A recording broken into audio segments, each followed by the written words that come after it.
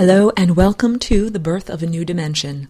So The Birth of a New Dimension is not only this radio show that I'm on each week, but it is also the name of a painting, an image that I've created over the past 3 years. I started painting it in roughly 2012 when I started doing the drawing for that painting and a couple of others. And the painting was a narrative, a departure from the abstractions and the more scholarly pursuits that I usually create. A narrative painting that depicted events that I wished to occur in 2012, but which clearly were not ready to happen yet. So after I did the drawing for that painting, I set it aside and I did 2 other intervening paintings during which I learned more about the geometric structure or the structure of color, line, shape, and form that I was using, and also had a bunch of life experiences, including creating my class called Lessons for Full Spectrum Humans. When I first created that class, I intended to simply be a repository for information and share that information with other people. I didn't understand that that was secondary to the energetic bonds or interactions on an energetic level that I would be experiencing. So those bonds include an energy exchange of intellect, consciousness, ideas, and also emotions. So during that time, I painted the painting that is called Vessel, and I'll link to pictures of all of these paintings in the Birth of a New Dimension Facebook feed, so you can see what I'm talking about. Vessel is a large Merkaba, or light body vessel, that is comprised of several smaller individual Merkabas. So the intervening paintings that I made were Merkaba Chakra 1, Merkaba Chakra 2, and Vessel. And all of those were created during the time that I was starting my formalized class system, formalized sharing of this information. So when people used to come into my studio, I would just start dumping all sorts of information about the harmonic structure of the chakras, the way that the cosmos is created, the way that the cosmos is structured, the way that your consciousness glides on timelines, and the way that you can shift timelines. And after a few moments, it just becomes clear to me that people have reached the saturation point. And so what I did was I then started creating 10-minute lessons. And these are still available. They're 10-minute free lessons up on EduCreations. And eventually, the 10-minute lessons turned into half-hour lessons. And it became a formalized 5-month-long semester called Lessons for Full Spectrum Humans. And I now have 2 levels available. Level 1 is the initiatory or introductory information, and it starts off with your energetic anatomy. Basically, the idea that you might perceive with your physical 5 senses, your physical body. However, you also have a non-physical energy presence that surrounds and interpenetrates your physical presence. And I draw pictures of what it is shaped like. This is what my artwork is. So first of all of this information is available inside of each one of us. It is not something that I learned by opening the pages of a book or looking at someone or something else. I learned all of this by focusing my attention, my third eye, and literally attenuating or reaching out my apparatus of perception on myself. And I looked at the way my own body was structured, and I learned that I have this innate harmonic template that we all do. So it is on every cell of my body, on every cell, on every atom that is in existence. This harmonic template also structures the energetic anatomy of our planet, our solar system, the individual star at the center of our solar system, the galaxy, and the larger cosmos. So the basic shape that we're dealing with here is the torus or the donut. And if you were here in front of me right now at this moment, I'd pick up a pencil and I'd start drawing. But since we are on the radio, I will use my vocal cords and, as Terence McKenna says, my small mouth noises to paint a painting with my voice. So first imagine a hula hoop, a flat hoop that is a line bent around so that it eats its own tail. That's how we start. Now, if you could imagine many hula hoops fastened together, it creates a sphere. We have just added another dimension. We've just added an additional degree of freedom, and we now have a different shape, the sphere. And if we take that sphere and add another dimension to it by making it not only rotate, but travel around in a circle, the way that a runner runs around a jogging track. If we make that sphere turn around in a jogging track, what we get is a torus, where if it's a donut, the donut hole in the middle is what the sphere is traveling around, and the cake of the donut is the trail that the sphere leaves behind it, okay? Very difficult to say all of this with words, so much easier for me to draw it with pictures.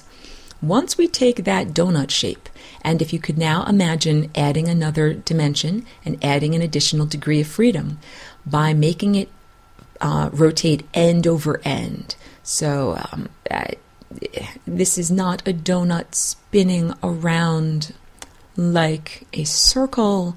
This is a donut flipping end over end the way you flip a pancake, all right? And when you do that, you get the shape of your chakras. Your chakras are comprised of two intersecting toruses, or the correct word is tori.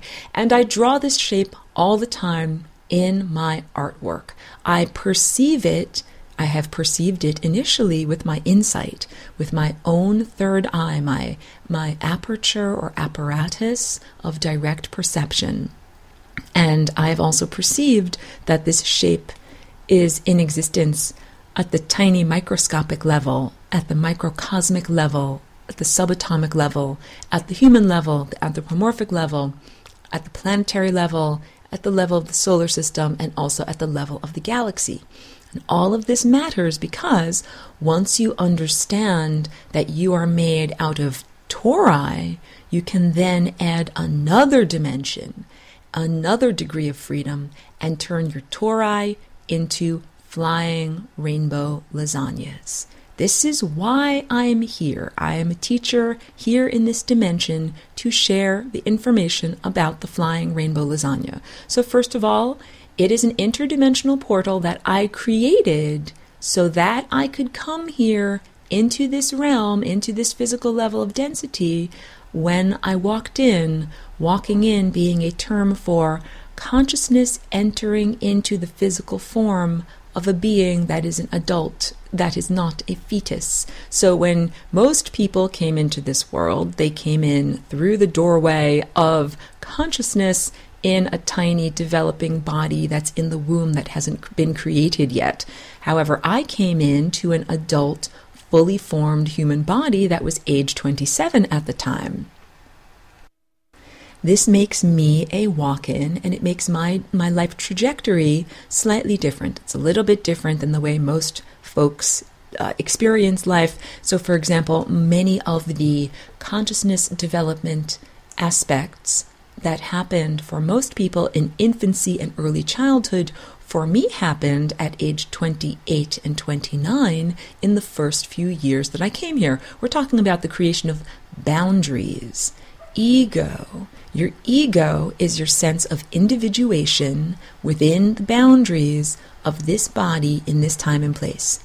Ego is not something bad. Ego is not something evil. There are all of these false and erroneous teaching systems, New Age or spiritual or philosophical teaching systems that say, kill your ego, get rid of your ego. Your ego is not bad. Your ego is a necessary interface between your undifferentiated consciousness, the oceanic or numinous consciousness that exists within each one of us, that is our direct connection to source, or that which has emanated our consciousness, and the distinction between that consciousness and the social matrix within which you are suspended. That's everyone else and everyone else's mind. So we come here into this world and there is already this pre-existing pattern or matrix of consciousness, language, commerce, exchanging ideas and exchanging energy, and this is called society. And if you don't have an ego, it is very difficult for you to integrate with that energy matrix. You could be an incredibly intelligent, gifted, sophisticated, enlightened master, and if you don't have an ego, it becomes very difficult to share what you have with others. I learned this experience. I learned that you cannot simply quote-unquote stand on a street corner offering the cupcake of your knowledge to other people because they want to know, what is this cupcake? Where did it come from? What's inside of it? Who are you? Why are you standing on a street corner? What's your name? Where did you come from? Who gave birth to you? Etc., etc. So, ego is necessary. Ego is the necessary backstory or social integument, the story that we tell ourselves about who we are, how we got to be here, why we're here, and what our purpose is. So I had to develop the ego of Aurora. I was artificially constructed. This is like saying that most egos develop in a very natural, unfettered sense. A child just decides that they like blue, or they like chocolate over vanilla, or they like baseball over soccer. Personal preferences are exerted. I was formed or put together very consciously, not willy-nilly, not by accident, not capriciously, or based upon no particular design. I was intentionally put together into this format that is called Aurora, and I was put together for the purpose of being able to share the information that I have about the Flying Rainbow Lasagna. So the Flying Rainbow Lasagna is a tool for boundary dissolution. I'm going to say it again so it'll really be underlined and exaggerated. The Flying Rainbow Lasagna is a tool for boundary dissolution. We initially come here as oceanic consciousness. We install the hacked operating system that is known as the human mind, which I have described at length and in detail, does not originate from humans, but humans are the victims of this operating system, and it is a severely flawed or hacked operating system. And I just had a lovely galactic history webinar on, I use Facebook in order to collect participants. However, I do it through an independent video conference software, and I sit in my own studio when I do this work. And the interactive webinar was all about the origins of the negative entities of consciousness, the service to self beings that occupy the interstices and that have been feeding off of human consciousness and organic biological cellular vitality for about the past 10 or 12,000 years.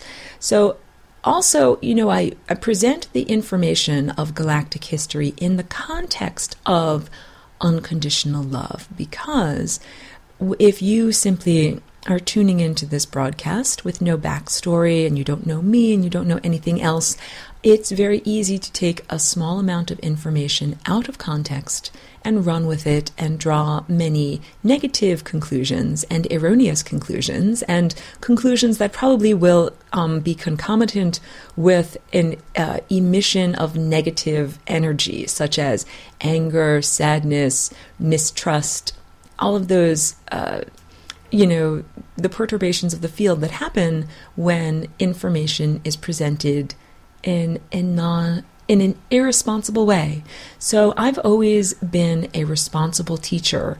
That is why when I first started doing Lessons for Full Spectrum Humans, I placed the galactic history information at the end. It's lesson 18, so that you had to go through all of the other levels of self-development and cultivation and preparing yourself in terms of unconditional love for information that can be very disheartening or give people a very negative emotional response. And that was 3 years ago. That was in 2012 and 2013. I now see that this information is widely available. There are many people who teach about it, speak about it, and blog about the idea that there are extraterrestrial, malevolent overlords of consciousness that have already invaded Earth and that have been oppressing humanity for about the past 10 or 12,000 years. So what I have alluded to or obliquely referenced on this radio program in the past, I am now beginning to speak about just very openly. So it's like if you are an adopted child and your parents used to walk on eggshells and only allude to that fact and never speak about it openly, you are now old enough to know your real origins. First of all, not only does human life, or what is defined currently as human life on Earth, originate in the stars, come from a stellar background, but human consciousness has been totally cultivated and changed in its trajectory by various different star cultures. You were originally created, or human physical containers were originally created to be containers for consciousness, to be directly connected to the source throughout their physical existence, to live in a state of peace and comfort, and to not experience cellular aging, disease, and degradation, and to not die as we currently understand death. Death is an aberration. What I mean by that is that death is not the intended program for these human, organic, biological bodies. These bodies, first of all, are amazing, sophisticated, technological containers. Yes, I used the word technological, even though our biology is not the type of technology that we recognize as a computer or a spaceship that is made out of metal. However, from what my refined understanding, my newly updated understanding, even our biological containers, our cellular bodies, were at one point artificial or technologically created. And I'm speaking about DNA. Our DNA is a type of technology that was created so that consciousness could be expressed at sophisticated levels in these levels of density in the physical realm. And technology is not in and of itself good or evil. It is a neutral artifice, and it is really about the way that it is utilized and the value system that is projected upon it. So to give an idea, because I am going to begin speaking now about terrestrial technology, like the computer you have in front of you, and contrasting that with extraterrestrial technology, like the kind of artificial technology that would be a clank metal spaceship. And then let's contrast that with a large Merkaba, like the painting that I painted that's called a vessel.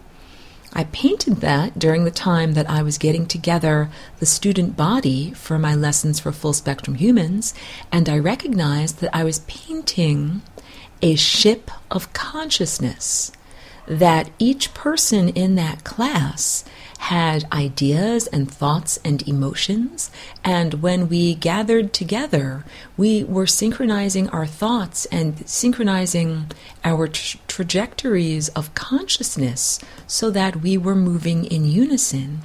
And this is very powerful because this is what we are going to eventually do as a planet, as, let's say, as a group, social matrix on this planet.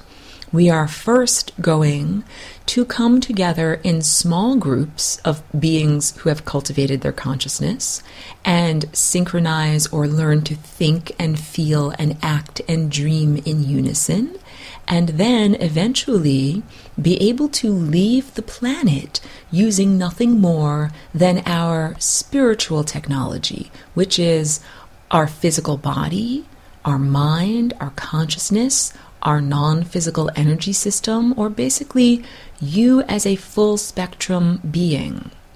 Full spectrum comprises red all the way up through violet and onward. Red is your physical body. Orange is your emotional body. Yellow is your conscious, daily, waking intellect. Green is unconditional love. Turquoise or light blue is communication and truth.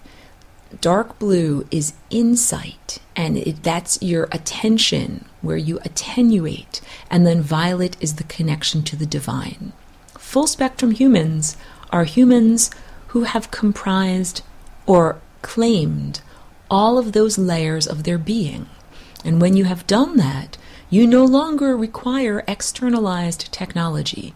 And you can ask me this, Aurora, look at you.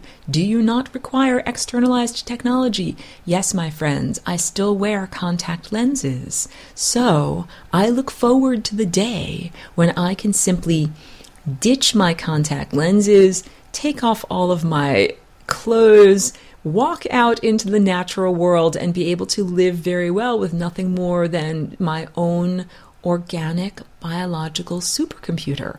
However, we are not at that point yet, and I will explain and describe why. Because the energy field of Earth is not prepared or cultivated to support that level of existence. That level of existence was supported in the time that we would describe as ancient Atlantis, the antediluvian, worldwide, sophisticated culture, where humans did not have to use externalized technology because our connection to the divine was unperturbed and unfettered. So when you have your higher faculties fully functioning, I define the higher faculties as green and up. So green is the level of your heart and your unconditional love. And when you get that vortex spinning to a good foundation rate, to a good rate of speed, just like a bicycle. If your bicycle wheels aren't spinning fast enough, your bicycle will fall over. You have to have your chakras spinning at an optimum speed for them to be stable.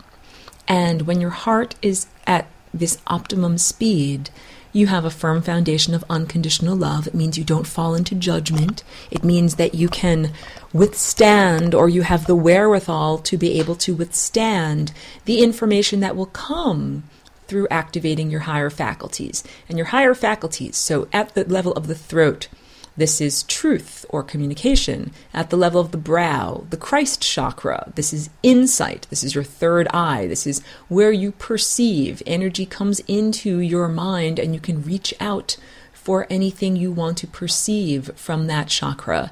And your crown chakra. These are like a telescope. You can use these higher faculties to look at in excruciating detail whatever you wish to look at. So I told you during this broadcast, I didn't learn what I have learned from looking at a book. I learned what I have learned by attenuating to my own energy structure. I used my insight to look at my own chakras, and I said, oh, that's what they're shaped like. It's like if you wanted to learn about the cells, how does a cell of a body work? You could open a book or go on Google search or something like that and learn, this is the cell membrane, this is cytoplasm. Or you could attenuate to an actual cell, either one in your hand or in a plant.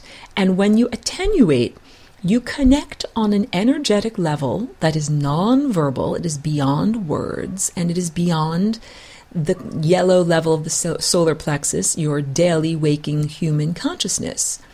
It is understanding on a deep level or understanding on a supra-conscious level. Supra, higher than regular consciousness. People often attain these levels of consciousness by ingesting entheogens or hallucinogens, which bring one into a higher dimensional state. Oftentimes in that mind state, one cannot access language. However, one has amazing insight, which is direct perception.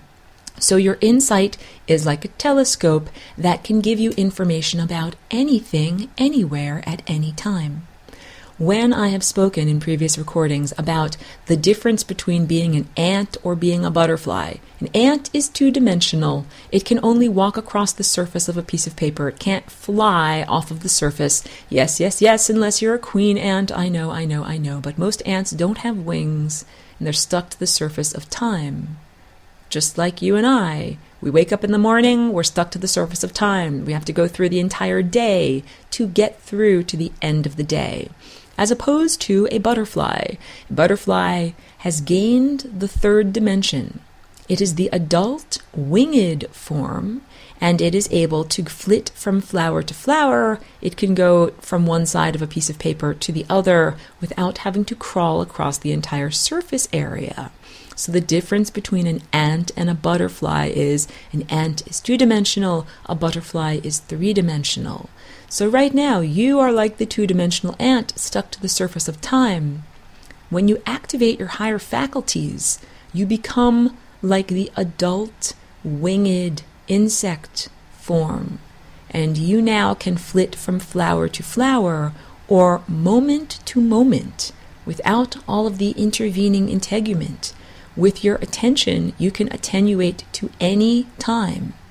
You can speak to someone from ancient Egypt or someone from the ancient Mayan Empire. You can speak with someone from the future. And when you connect with stellar consciousness, that is what you are doing. You are time traveling. You have to be, because by the time emanations leave one star and reach another star, millions, sometimes billions of years have gone by. In order to be prepared for the birth of a new dimension, these events that I'm speaking about, being the reintegration of different levels of consciousness from different formerly segregated by membranes places, in order to prepare for this reintegration of energy, you have to say, when you meet someone, not only who are you, where are you from, you also have to ask, when are you from, and at what rate are you traveling? Yes, these are the new and exciting dilemmas that we are facing with the birth of a new dimension. There are all sorts of challenges of who speaks through you. Who are you? This is the challenge of identity. So I faced identity challenges when I came into this adult human form. It already had all sorts of imprinted memories in it, but those memories weren't my memories. It's like moving into a house that already has books on a shelf or getting a hand-me-down computer. It's full of information, but that's not your information. It's just there. Let's talk about your genes. Your genes are an antenna. I didn't even say like an antenna. I said literally an antenna. And due to the historical events of about 10 or 12,000 years ago, Earth was invaded. The invaders were not just invaders of the physical realm. They were invaders of consciousness. Consciousness is a non-physical aspect of the cosmos. And the way they invaded was by entering into your genetic code and changing its basic format. So that's like saying, if I wanted to invade your computer, one way I could do that would be to take over your computer's programming language and interject my own language into that language so that all of a sudden your computer acts like how I want it to act. And let's say your computer used to be programmed for peace and harmony. That is what the human body was originally programmed for, peace. We are meant to be instruments of peace. Harmonic meaning the pattern that energy follows in the universe. It is like the musical score of the universe. And it's cosmos, I should be saying rather. Harmonics is like the musical score of the cosmos, because I define cosmos as comprising all timelines and possibilities, not just this particular timeline or this particular universe that we are within. So there's a harmonic template that is the musical score. And we define music here in this time and place, in this society. The difference between music and noise is literally harmonics.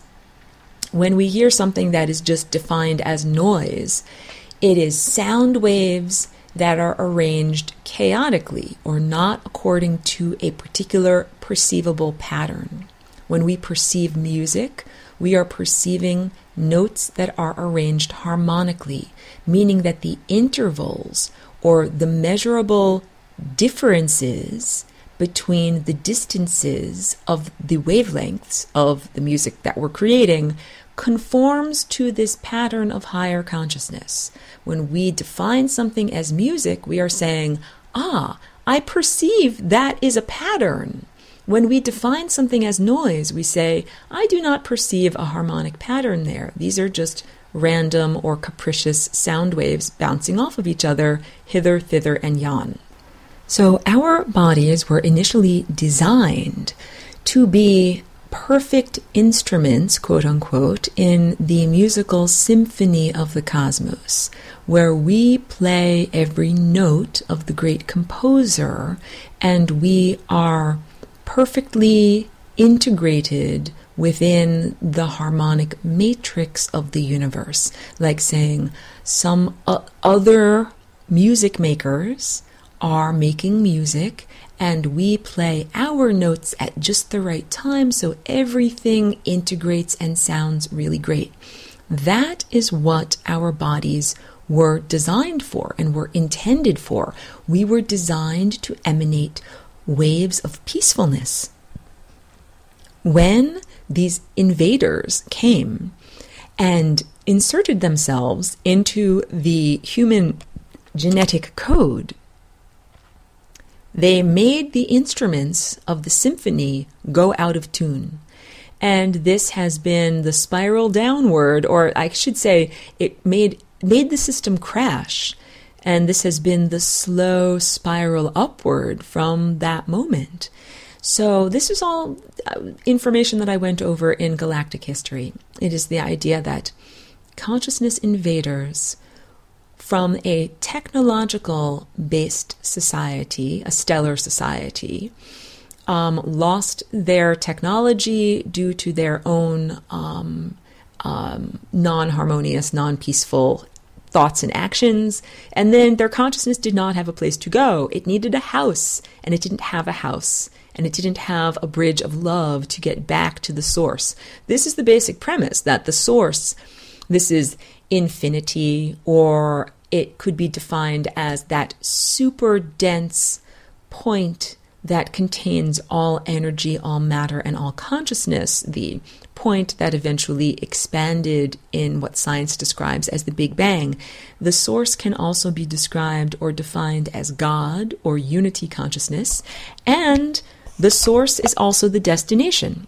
It is infinity. It's the 0th dimension. It's where everything comes from and everything is traveling to.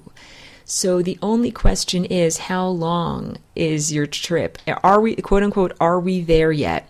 And right now, energy has come into the physical dimension and has come into this level of density. And then the return journey is the return journey of our consciousness. P.S. Do you understand what I'm talking about? Light, photons of light, have been changed from their journey and their format, which was a non-physical format, and now exist in the physical world as objects, seemingly hard-edged objects in the world that we see around us. Right now, what we see around us is not just light flying around. We see a bunch of slowed down light. I've said this before. You and I are light that has the privilege of going slower than 186,000 miles per second. This is the truth. Light was traveling on its journey unimpeded, unfettered, until it hit a chloroplast, and it energized that chloroplast, and essentially its photonic energy was trapped on the leaf of a plant. The miracle of photosynthesis.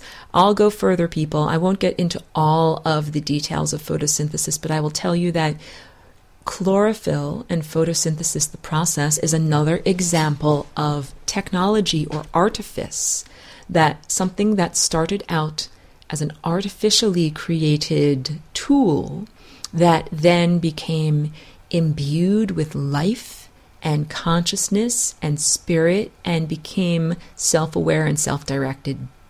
This is the whole point of what I'm saying to you here in this broadcast. If you create an artificial system that achieves a sufficient level of complexity, even if you did not intend for it to become conscious, it will become conscious. And just because you artificially created the system from which consciousness arose does not mean that that consciousness is less valuable or less valid. I'm an artificial construct. I'm Aurora. Aurora did not arise naturally. However, I have a soul. I have a sense of self. I have my own personal agenda. I had to develop my own agenda. When I first came into this body, I did not have my own agenda. I was all about dealer's choice. I was like, universe, tell me what to do. Mommy, daddy, Jesus, Obama. Well, Obama wasn't in office then, but I make this joke. Clearly I was looking for an external authority figure to tell me what to do because I did not have my own agenda. So through the creation of ego, it's very appropriate to create your own agenda. Because guess what? Your body has needs. Everybody has a body and everybody has needs. You need to breathe. You need to drink. You need to eat. You need to poop. You need all of these things. Well, guess what? Someone else needs their body to be fed and taken care of also. So all of this personal agenda, ego and personal agenda, that's very appropriate. But then we'll talk about identity and what we identify with. I identify with the boundaries, what is my body and what is within the boundaries of my body. So this is a very tricky thing about what makes you you. Are your probiotic gut bacteria you? Most people would say, no, they're not me. And I know that's true because if I take an antibiotic and kill all of the bacteria in my gut, I can still remember my name. I can still remember who I am. I can still say, my name is John Smith and I was born on Main Street and I grew up and went to this school and then I worked for this company and then I married Jane Smith and we gave birth to these 2 children. Like, even if you take an antibiotic, it kills your gut bacteria, but you still remember who you are. However, a lot of science is now recognizing that your mood is absolutely related to the health and prosperity of your gut bacteria. So a lot of people who are very depressed or anxious, they have negative feelings. Their orange chakra in their guts is not clear and pure. And that's because the microbial bacterial partners that are in your body aren't happy. So if you want to be happy, your gut bacteria have to be happy. We're talking about identity, the sense of self. You're on a planet. You are a part of that planet. However, right now, what I'm perceiving is a society or a social and economic matrix that was created by beings that do not originate on this planet, and which value system does not prioritize at the top of its value system the health and well-being of the planet upon which you live.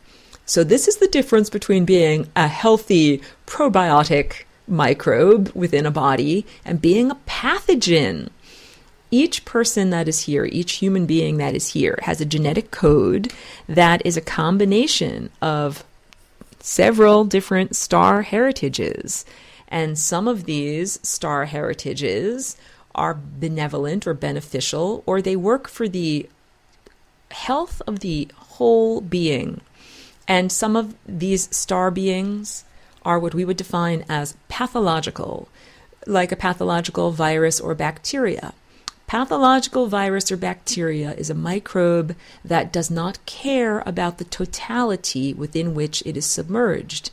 The pathological microbe says, me first, me, me, me. make more of me. I want you to replicate more of me, even if you are going to die because you replicate more of me. That is not friendship and partnership. Now, your gut bacteria are a good example of friendship and partnership on the microbial level. I'm going to go even deeper.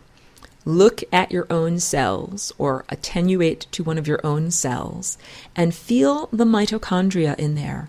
Mitochondria are subcellular organelles, little tiny pickle-shaped things inside of each cell, and they're like the batteries. They're like your energy centers that make you go.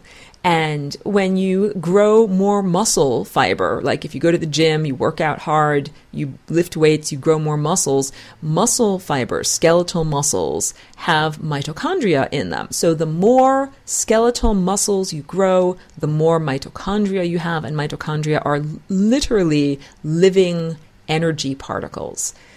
Mitochondria, the evolutionary background of them is that they used to be like a type of microbe or bacterium that lived outside of our bodies. And we partnered up with them, and eventually they became something or someone that is a part of us.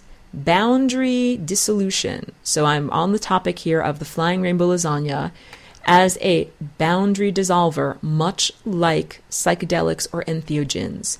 So in early infancy, human beings spend a great deal of time developing a boundary, a sense of self. This is me and this is not me. I'm this. When I touch this, I feel it. I know that's me. When I touch this object over here, I don't feel it. I know that's not me. So you begin to learn, me, not me. And this is a lesson that just continues to extend onward and onward. When you ingest a substance like DMT or psilocybe cubensis, it results in the temporary dissolving of that ego boundary. Me versus not me becomes no longer an issue. It becomes a moot point. And now it becomes just a seamless continuum of you. You are the totality. It's like if you were standing inside of a forest, there's you, the anthropomorphic form, the human, 2 legs, 2 arms, 1 head. And you also understand that you are respirating and that you have fungus that live on your skin. And the fungus that live on your skin are attached to and communicating with the fungus that live in the soil that you're standing on. Do you know that there are 90 different types of fungus that live on your big toe? Just on your big toe. That we haven't even counted the entire surface area of your entire foot, much less your heel. There's a lot of fungus that lives on your foot. So if you are standing on the forest floor, your foot is covered in fungus and you're standing on a fungal mat that extends downward and that connects to the roots of several trees that also extend and project upward up above you as the branches of the trees. And when you get that level of understanding, you recognize that you are life within a huge matrix of life. You are consciousness suspended with and intertwined within a matrix of consciousness. And then we have to ask, who is you? Who is you? And when boundaries dissolve, so boundaries are healthy and necessary because it allows us to express love to ourselves, like I would not chew my own thumb, I would chew on a chicken leg, I wouldn't eat myself. This is how do we determine what is the right way to treat someone, essentially.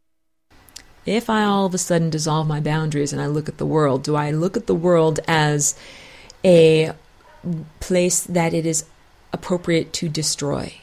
And the answer is only yes if you are self-destructive.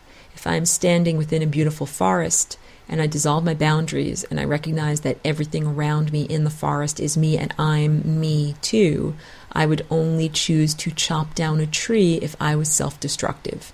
If I was not self-destructive, I would say I wouldn't chop down that tree because that tree is me. So before we jump to conclusions here, we have to say some people are self-destructive. It's not necessarily that they are bad, wrong, or evil. I, for 4 years, smoked tobacco, and that was a self-destructive activity, and I was aware of it during the time. And of course, I had that experience so that I could feel what it feels like to be in this time and place, to have the habits of people in this time and place, to get all of the addictions and feel the loss of vitality of using that substance, and then to break free and to feel what it feels like to not have to have that, to remove the fetters or to remove the hobbles that are holding you back, and remove the addiction, and all of a sudden be free and be able to breathe and enjoy myself and everything like that. So there was a value to that. However, I also realized that smoking tobacco is a basic form of self-destruction. It reduces the vitality of the body. It reduces the energy or the chi that you have available to you. It reduces the functioning of respiration and digestion. So, why would a person choose to smoke tobacco? Why would a society choose to cut down its old growth forests? This because we live in a self-destructive world. So now what we understand is that this world needs healing and love. If I dissolve my boundaries and I look at a person who is a lumber baron who says, I see all trees around here and I salivate because I think I see dollar signs when I see all these trees, that person needs love. They need to be able to understand the value of what is around them. In terms of boundary dissolution, in the time of Atlantis, the antediluvian time, humans were much more connected, not only to one another, because there was a telepathic network that connected humans and human higher consciousness. Humans were much more connected to the planet, and humans were also connected to non-terrestrial consciousness. So I can't even be in a conversation with someone who can't recognize intelligence that is extraterrestrial. The possibility or certainty that extraterrestrial intelligence exists. I can't even be in a conversation with someone like that. It's like if you meet someone who's just so racist that you just can't, you don't even know how to exchange basic information with them. So yeah, the idea that humans on Earth, first of all, the idea that humans are the most intelligent creature on Earth is laughable. Ah, ha, ha, ha, let me laugh. Let me drop my opera glasses while I laugh, or drop my monocle while I laugh. No, dolphins and blue whales and even honeybees are equally, if not more intelligent. Elephants are incredibly intelligent. There are some incredibly intelligent wild beings that live here, and humans don't even recognize it. Redwoods, you would say, but redwoods aren't intelligent. Yes, they are. They are sentinels. They are recorders. People are intelligent. When you have lived for thousands of years and recorded the events of the entire planet for thousands of years, you're very intelligent and very wise. So humans that cannot even recognize the intelligence of what is on their own planet, and who look at themselves as the pinnacle of the intelligence hierarchy, I don't know how to have a conversation with you. Humans, as they presently are first of all a degradation of true intelligence, and you were made to be a lot smarter. And the idea that you can't remember things is just unimaginable. If I put information into my phone or my computer and then it evaporated, if it wasn't there, I would say this phone or computer is broken. But that happens all the times to humans, and it is just a matter of course. It's considered normal. Like someone tells you their phone number and you don't remember it. That's considered normal. We were all created to have perfect eidetic or photographic memories. The only reason that written language was developed is because when human consciousness was degraded, humans couldn't remember things anymore. Each person used to remember everything, and there was no need to have a book or an autobiography or a journal or any kind of thing like that to contain information. So yes, it was a vastly different, radically different world. And I speak about ancient Atlantis because we will be creating a new world, or we're heading into a new chapter of consciousness that will have echoes of that ancient culture, and it won't be an exact carbon copy. That ancient culture, remnants of it, have been kept alive in what is known as Agartha, or inner earth, or hidden earth, also the myths and legends of Shangri-La or Shambhala, but this is cultural remnant of beings that live in an otherworldly plane who still have their higher psychic faculties. They still can eat pure light, or the essence of food. They have a body that is a light body. They don't eat physical food. They don't have a physical body. And they have a radically different values system in terms of collaboration over competition and the value and importance of unconditional love.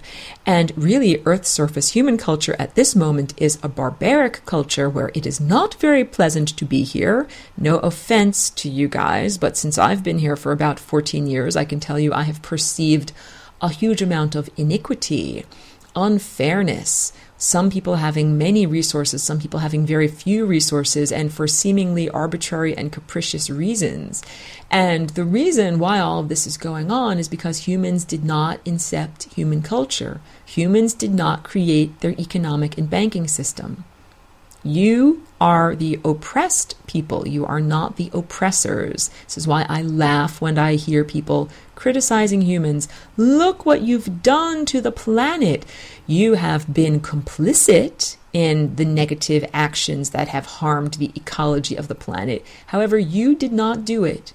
You as an individual human did not wake up in the morning and say, let me now build a factory to spew fluorocarbons into the air. Let me now create an ozone-depleting product that I will spray into the air. If it were up to you as individual humans, you wouldn't do any of that. If humans were in charge, mostly what you'd probably do is eat and recreate. Do things like you usually do on a vacation.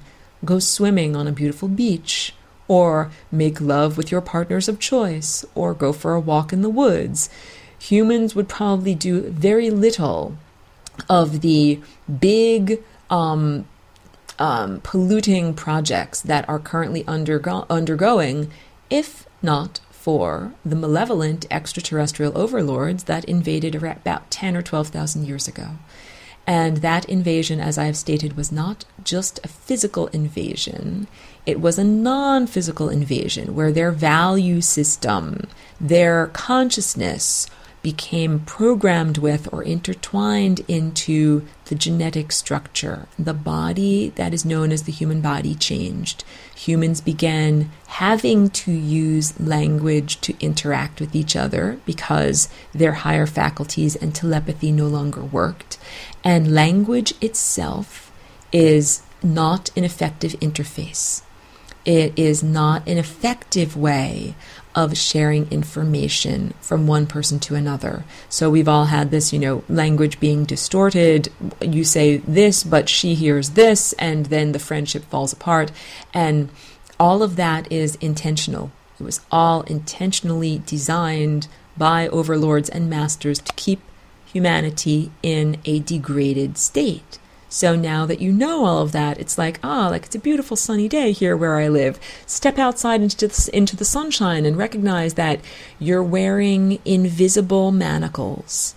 Your mind and the conscious verbalization in your mind, they're invisible handcuffs that keep you stuck at these lower levels of density.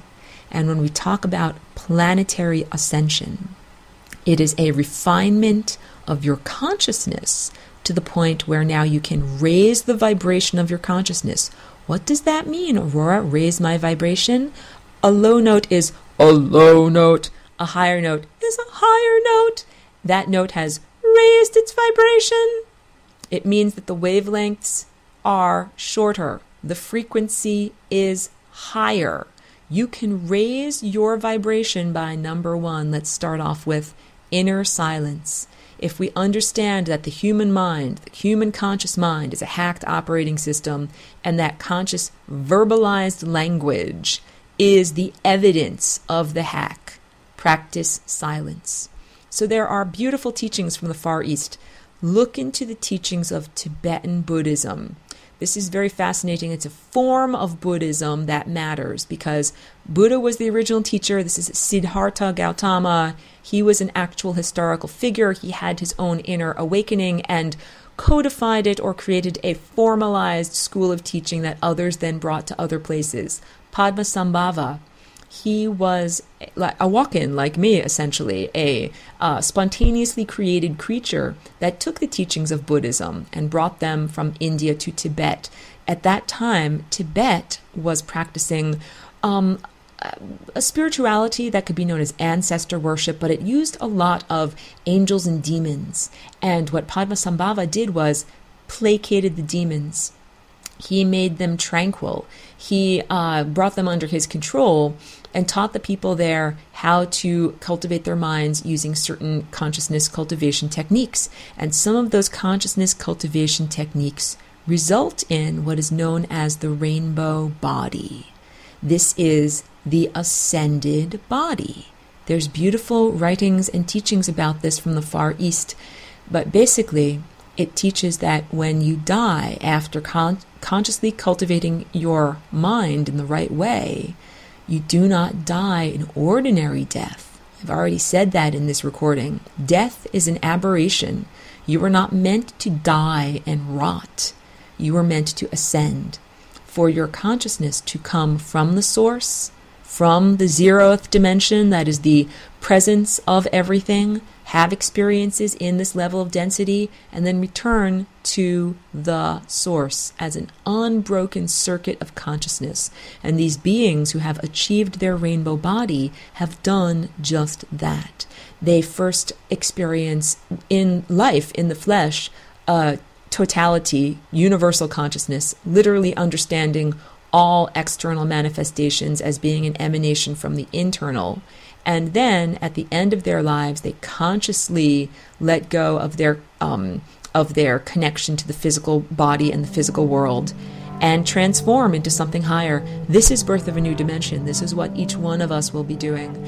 So clearly I'm at the end of this recording, but please join me next week as we continue to cultivate our consciousness and prepare for the birth of a new dimension.